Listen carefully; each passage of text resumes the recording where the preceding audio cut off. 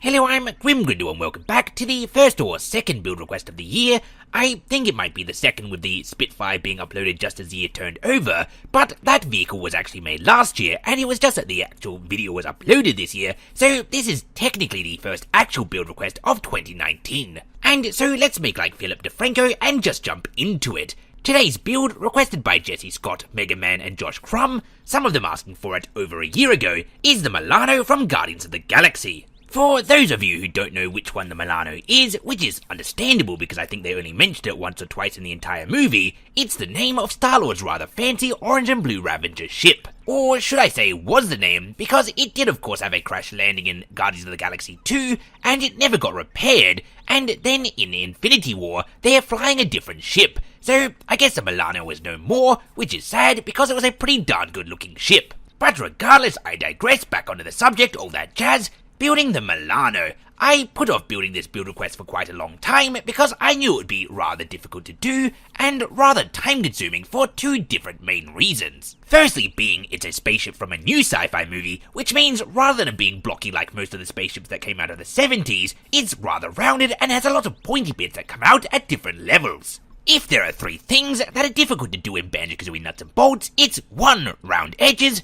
2. Pointy things, and 3. Things that go off at different levels, because being that you can only put them on the block spaces, it's difficult to make it look like 3 different wings are coming out at different levels, all from the same point. Fortunately, I've already somewhat encountered all of these things before. I had to build a rounded ship when building the Enterprise, which I know, before you say, but Grim, the Enterprise comes from the 60s and it's not blocky. I know, you're right, there's always exception to the rules, stop gloating, let's move on, and I've done pointy 3-tier wings all coming from the same origin point before, back when I built the Arc Fighter from Star Wars, so fortunately I've encountered all the problems before. I was fairly sure I'd be able to build a relatively okay Milano. I just knew that it was going to require a lot of tinkering and a lot of time, so I had to keep on putting it off until I had enough time to actually put into it. And the second main problem with the build is that there are surprisingly few reference photos available for the Milano. It's not like if you're building a Star Wars spaceship where every single ship that was ever featured in any of the movies, even if only for a split second, has entire Wikipedia articles about them and is shown from every single angle possible. But no, instead for the Milano,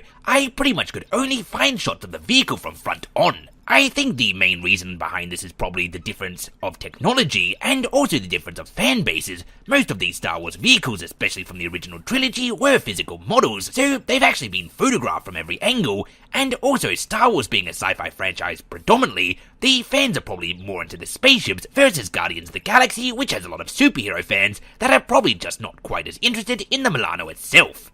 And the other thing that was rather annoying is of the reference photos I could find of the back or the top of the vehicle, is they disagreed with each other. There's this one shot from the movie where it's flying into nowhere, and it has these little things at the back there, but they don't appear to be on the toys of the Milano you can buy, so I think they might just fold down if you're flying in atmospheric flight or something. Either way, I decided to leave them off, because it made the vehicle look too chunky and just didn't look quite right. So if you really want them, feel free to put them back on. I did have them at the start of the build, but I decided to go without.